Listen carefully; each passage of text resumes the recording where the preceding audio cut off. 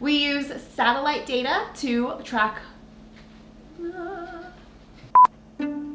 Hello, my name is Jocelyn Argueta, and this is Snacktime with NASA. Today we're making a big favorite in my house, chips and dip. We are NASA though, so this isn't going to be your run-of-the-mill dip. This will be a 7-layer cropland dip. Stick with me here. Did you know that NASA plays a big part in the food you eat? We use data from space to monitor agriculture and track food security. So coincidentally, we have some of the crops that we keep an eye on. Get it now? 7-layer cropland dip. So we can send a rover to Mars, but now the question is, can we make a tasty dip? But before we get started, I want to welcome Dr. Inbal Becker-Reshef, who's here to tell us all about NASA's connection to the food we eat. Hi Inbal, how are you doing today? Hi Jocelyn, great. How are you? Awesome, it's great to have you. So first things first, are you a fan of chips and dip? I love chips and dip. Yes. Oh, good to hear.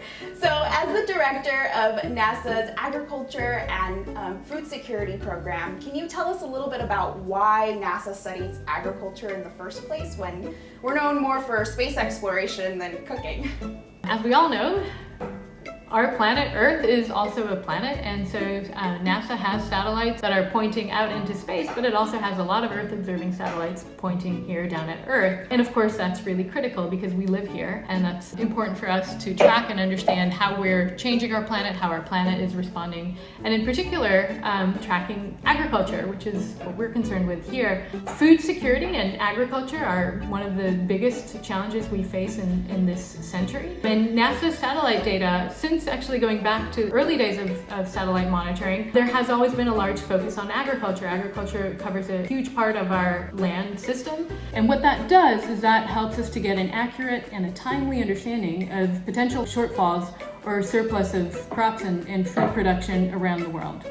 So it sounds like everything is connected, much like different ingredients in a larger dish. And I've just laid down the first layer here of our dip, which are refried black beans. And sounds like Earth observations work in a similar way where things connect together. So how do these observations help us better understand food security and food production, especially in the face of climate change? As we said, food security is one of the most important and critical challenges that we face. And so therefore having information about where food is being grown, how much of it is being grown, how it's changing over time, how it responds to different climatic factors, to extreme weather events, which of course, as you've said, under climate change and a warming climate, we're seeing more and more erratic weather impacting our food production. And so we have various satellites going up above and turning around us all the time that are helping to monitor different aspects of the agriculture, of our agricultural system. And whether it is for helping us to distinguish where, for example, corn is being grown around the world, how it's developing, how it compares this year versus last year, for example, in the Corn Belt in the United States. And so being able to provide us that information in a timely manner on a global scale is really critical for understanding and making decisions relevant both for food security and for sustainability.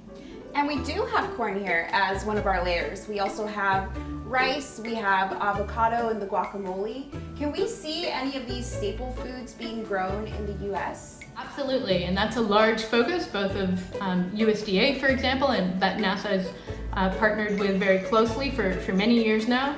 And what they're focused on is utilizing satellite data for being able to monitor the extent of crops of where corn is being grown versus soybeans versus wheat. And as we know, if a farmer plants corn this year, he might plant soybeans the next year. So it's very important in the US, and USDA has a large focus on that.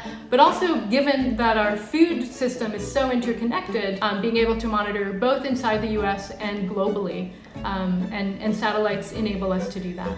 So you monitor crops all over the world, but who ends up using this data and how exactly does it help? Is it whole governments that rely on it, or do small-scale farmers and land managers use it? That's a great question, and in fact it's everybody.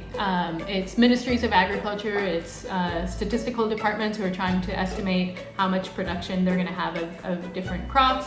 It's the early warning community, the humanitarian community, who are trying to assess where there are going to be food shortages and where there will need to be either food aid or other mitigation activities.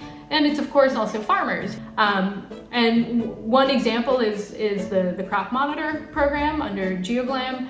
This provides information at the global scale on a monthly basis operationally, really targeted more at policy makers who need to have a very quick way of understanding what are global crop conditions.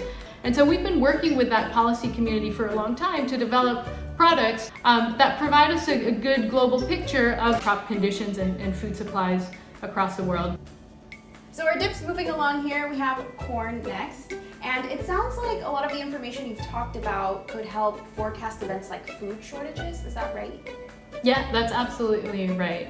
And so what we try to do is use the satellite data to give us an early warning as soon as possible, and really we start to monitor crops as soon as they're in the ground and growing, and try to put an alert as early as possible if we start to see, for example, the impacts of a drought developing, and track that through the season. And this information, as early as possible, is really critical for policymakers, for governments, to be able to take mitigation actions to prevent food shortages or to prevent the biggest impacts of food shortages and implement mitigation strategies well ahead of time.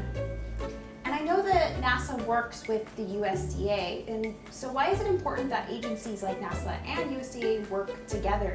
USDA is the United States Department of Agriculture. They are responsible for providing global information on a monthly basis on crop production, and their forecasts set the gold standard to which agricultural commodity markets react to. So as soon as those numbers come out every month, you can see the reaction and the response in international markets.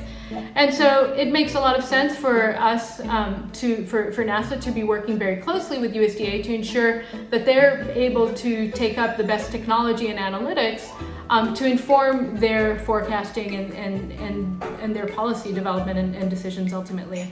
It sounds like it's such an important and exciting time now for agriculture monitoring. Yeah, it really is an exciting time for agricultural monitoring and for its potential to help inform both our food security and sustainability decisions, and to help get us towards the SDG goal of zero hunger, increasing food supplies, and at the same time doing that in a sustainable manner. Yeah, absolutely. That's amazing. And what's also amazing is our dip here, which is almost complete, but I think we can all agree that what would make it perfect is a healthy layer of cheese. Delicious. There we go. Thanks so much for joining us today, Inbal, and for sharing all of this really great information. And thanks everyone for watching. Happy snacking!